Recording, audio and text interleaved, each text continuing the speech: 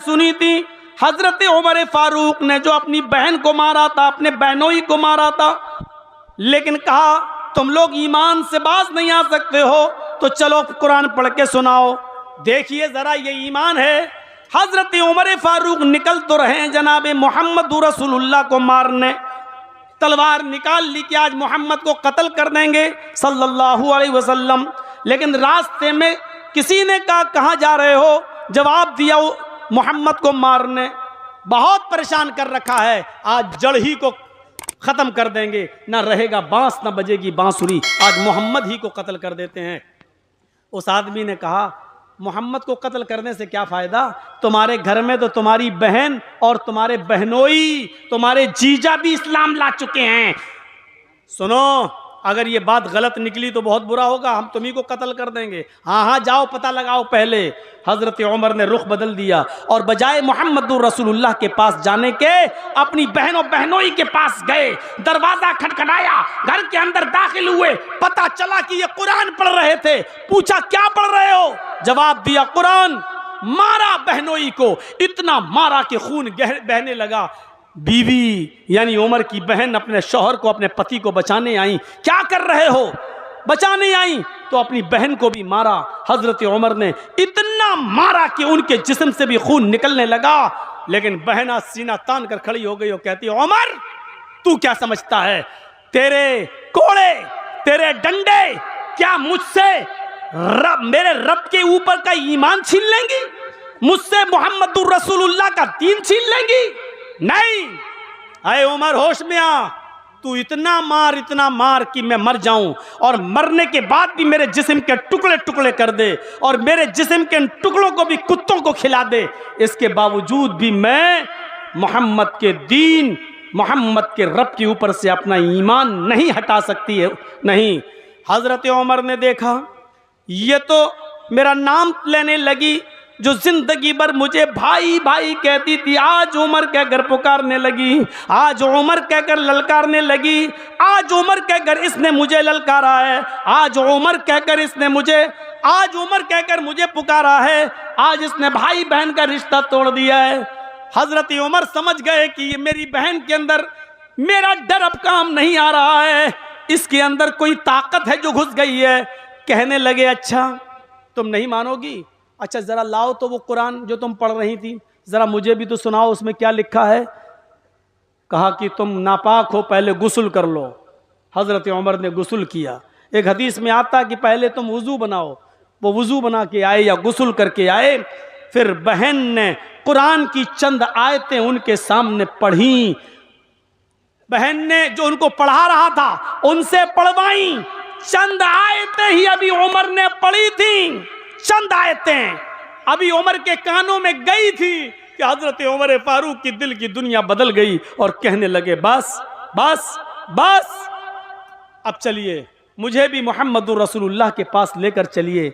इस कुरान की आयतों को सुनकर मुझे महसूस हो गया है कि ये किसी इंसान का कलाम नहीं है, लेके चलो। अल्लाह के रसूल के पास जाता हूँ और मैं ईमान लाता हूँ। मेरे भाइयों, जब अल्लाह के नबी सल्लल्लाहु अलैहि वसल्लम के पास ये पहुंचे, दरवाजा खटखटाया, पहले कान लगाया, कान लगाकर सुना तो जानते हो अल्लाह के रसूल सल्लल्लाहु अलैहि वसल्लम क्या तिलावत कर रहे थे।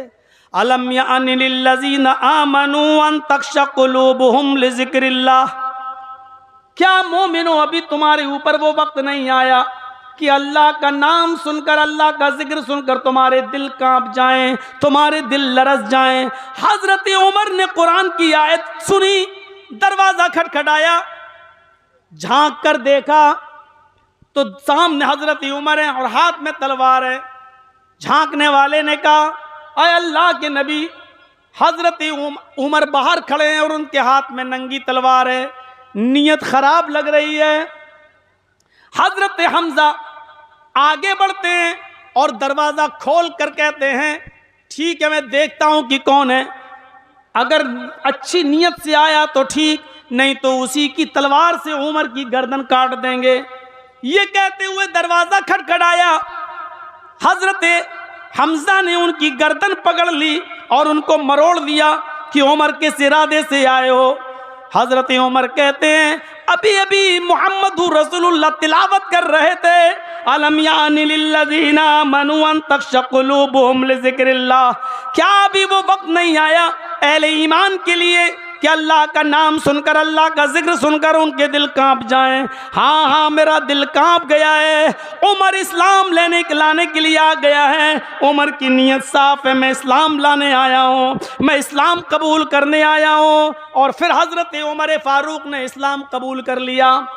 39 आदमी पहले मुसलमान हो चुके थे, 40 में हज़रत उमर थे। कितने? 40 में। 40 में हज़रत उमर। आज जिंदगी में पहली बार नारा लगा। 39 आदमी जब मुसलमान हुए तो नारा नहीं लगा, लेकिन 40 में जब हजरत उमर इस्लाम लाए तो सहाबा में इतनी जोर का नारा लगा कि पहली बार ज़ैद इब्ने अरकम के घर से ये आवाज गूंजी और बाहर निकली, आवाज आई लिल्लाही तकबीर, और सबने कहा अल्लाहु अकबर। अल्लाहु अकबर का नारा बुलंद होता है। हजरत उमर फारूक के इस्लाम लाने के बाद यह आवाज पहली बार किसी के घर से बाहर निकली, अल्लाहु अकबर की जोर से आवाज।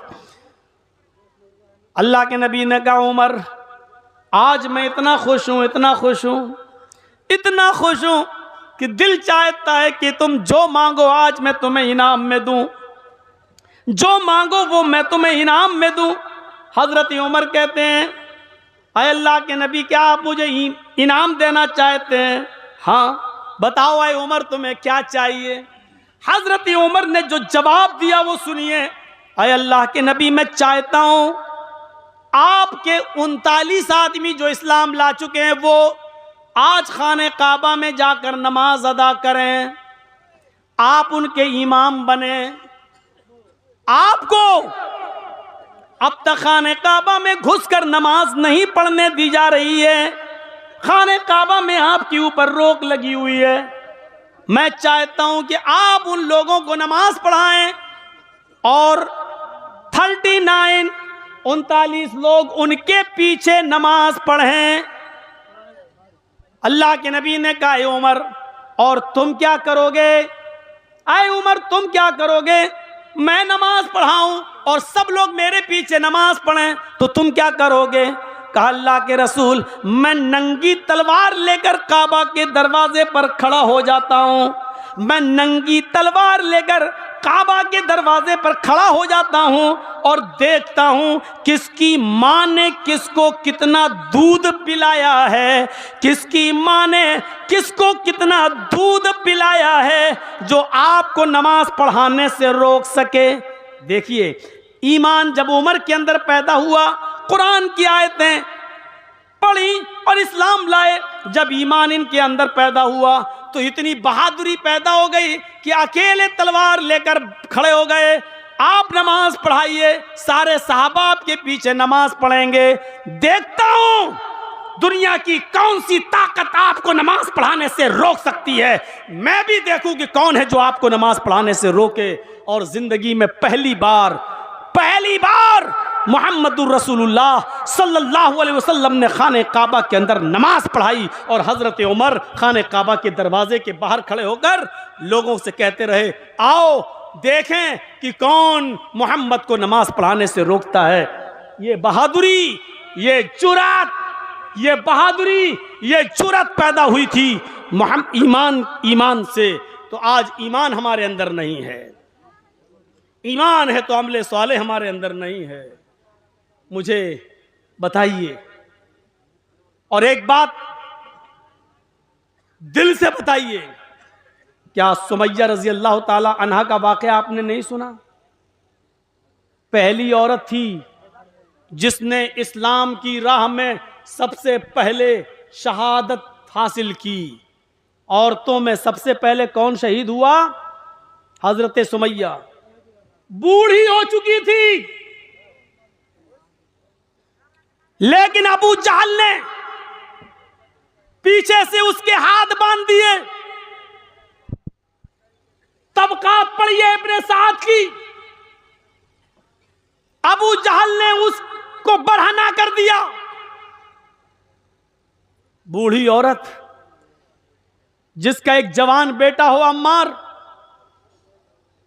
जिसका शौहर यासिर और एक बूढ़ी औरत को अकेले खड़ा कर दिया जाए और उसको नंगा कर दिया जाए, और अबू जहल और उसका पूरा लश्कर सामने खड़ा है और कह रहा है कि देख सुमैया, सिर्फ मोहम्मद के रब को छोड़ दे, मैं तुझे इनाम से नवाज दूंगा। लेकिन ईमान की ताकत देखिए सुमैया के अंदर, क्या कहती है, अबू जहल बेकार कोशिश कर रहा है तू मुझसे ईमान छुड़ाने की, फेल हो जाएगा, नाकाम हो जाएगा, क्योंकि तू मुझसे इस्लाम या ईमान को दूर नहीं कर सकता है।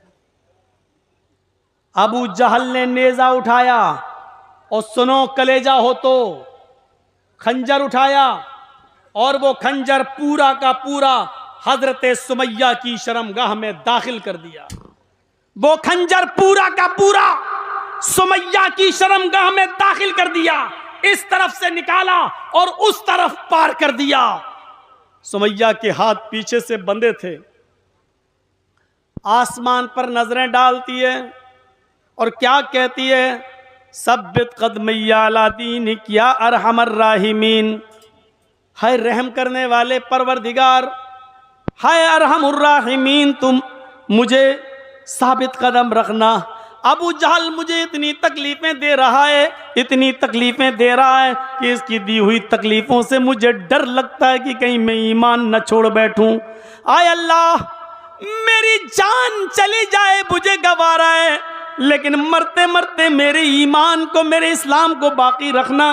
सब्बित कदमैया अला दीनिक, आय अल्लाह मेरे दीन की ऊपर, अपने दीन के ऊपर मेरे इस्लाम को साबित कदम रखना। आय अल्लाह मैं बहक न जाऊं, कहीं इस्लाम और ईमान न छोड़ बैठूं।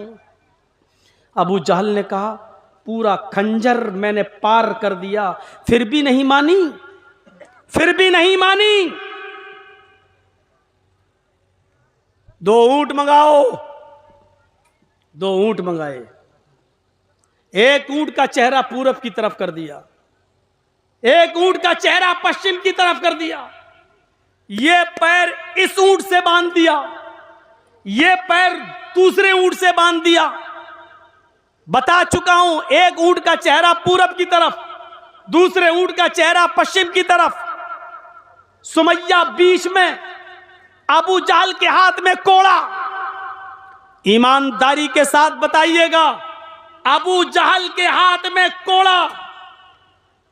इन दोनों ऊंटों को भगाने की बारी आ जाती है, इन दोनों ऊंटों को भगाने की बारी आ जाती है।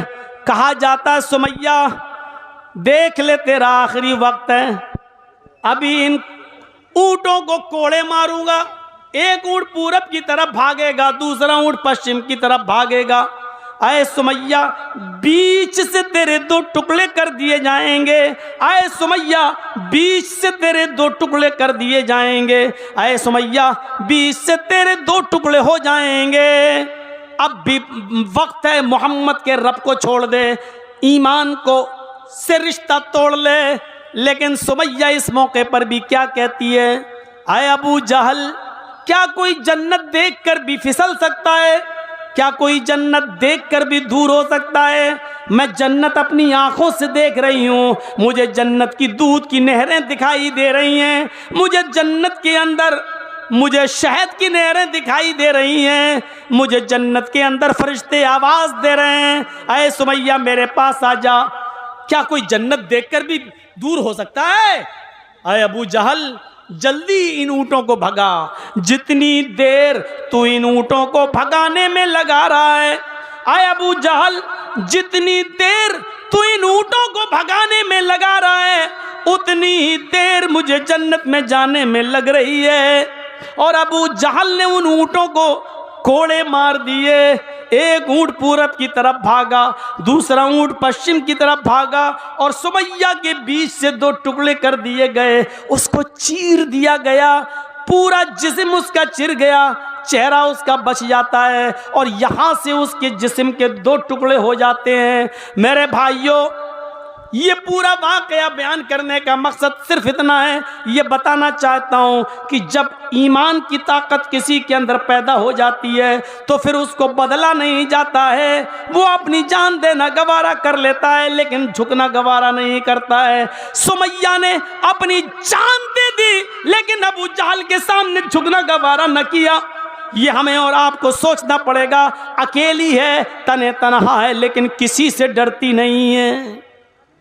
अकेली है, तने तनहा है, लेकिन इसके बावजूद किसी से डरती नहीं है, किसी का खौफ नहीं खाती है। उसने इस्लाम के लिए अपनी जान दे दी लेकिन झुकना गवारा नहीं किया। ईमान भी होना चाहिए। अमले साले, ये ईमान हमारे अंदर नहीं पैदा हुआ है।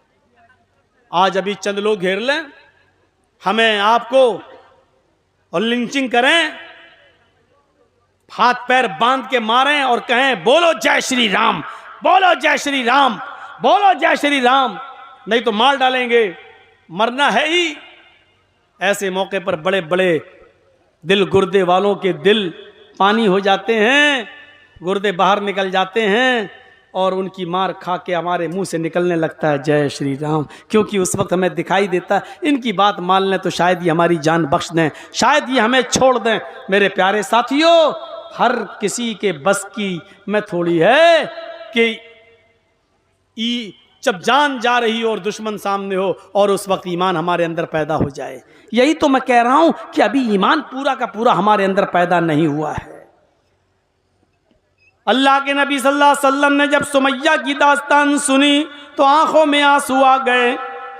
उनके बेटे ने सुनाई, उनके पति ने, सुमैया के पति यासिर ने सुनाई। अल्लाह के नबी रोने लगे, आपकी आंखों में आंसू आ गई। जुमे का दिन था, जुमे का खुतबा दिया। जुमे के खुतबे में अम्मार बैठे हैं, यासिर बैठे हैं, बड़े बड़े साहबा मौजूद हैं। जुमे का खुतबा देते हैं अल्लाह के नबी और उस जुमे के खुतबे में आप फरमाते हैं, लोगों, आपकी एक बहन शहीद कर दी गई। अबू जहल ने उनको सितम करके, जुल्म करके उनको मार डाला। अल्लाह की राह में सुमैया ने अपनी जान दे दी। लोगों सुनो, आज मैं कुछ लोगों को जन्नत का सर्टिफिकेट दे रहा हूं। आए अबू बकर तुम जन्नती, उमर तुम भी जन्नती, उस्मान तुम भी जन्नती, अली तुम भी जन्नती। फिर आपने फरमाया हाँ फर्क है, अबू बकर तुम अकेले जन्नत में जाओगे, उमर तुम अकेले जन्नत में जाओगे, उस्मान तुम अकेले जन्नत में जाओगे, अली तुम अकेले जन्नत में जाओगे। इतना कहने के बाद आपने अम्मार की तरफ देखा, यासिर की तरफ देखा। आपने फरमाया इस्बिरू या आला यासिर फइन्ना मौइदकुमुल जन्ना। आए यासिर के घराने वालों, सब्र करो, सब्र करो अपनी बीवी की शहादत पर। अम्मार सब्र करो अपनी माँ की शहादत पर। इस्बिरू या आला यासिर फइन्ना मौइदकुमुल जन्ना। आए आले यासिर सब्र करो, आए यासिर के घराने वालों सब्र करो, तुम्हारा पूरा का पूरा खानदान एक साथ जन्नत में जाएगा। आए अम्मार तुम अपनी माँ के साथ जन्नत में जाओगे, आए यासिर तुम अपनी बीवी के साथ जन्नत में जाओगे। इस्बिरू या आला यासिर फइन्ना मौइदकुमुल जन्ना। आए यासिर के घराने वालों सब्र करो, तुम अपने पूरे घराने और ख़ानदान के साथ जन्नत में जाओगे। जिसके अंदर ईमान पैदा होता है तो अल्लाह के रसूल उसको बशारत क्या सुनाते हैं, जन्नत, तुम जन्नत में जाओगे। मेरे भाइयों, ये इस ईमान की ज़रूरत थी, ये ईमान अपने अंदर पैदा करने की ज़रूरत थी और है हमें और आपको ये ईमान अपने अंदर पैदा करना है। आइए मैं एक ऐसा वाक़या आपको सुनाने जा रहा हूँ। उस वाक़े को आपने उलमा से सुना होगा, अपने इलाके के उलमा से सुना होगा, लेकिन मेरी ज़बान से ये वाक़या पहली मर्तबा आप सुनेंगे। और देखिए, इस वाक़े को जब मैं सुना रहा हूं तो इससे आपको पता चलेगा ईमान से पहले आदमी की हालत क्या होती है और जब वो मोमिन हो जाता है तो उसके अंदर कितनी ताकत आ जाती है। वो देखिए, दोनों चीज़ें आपके सामने रखता हूं। आपको मालूम है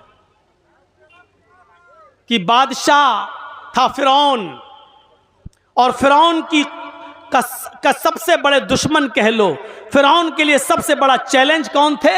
हजरत मूसा अलैहिस्सलातु वस्सलाम। जब फिरौन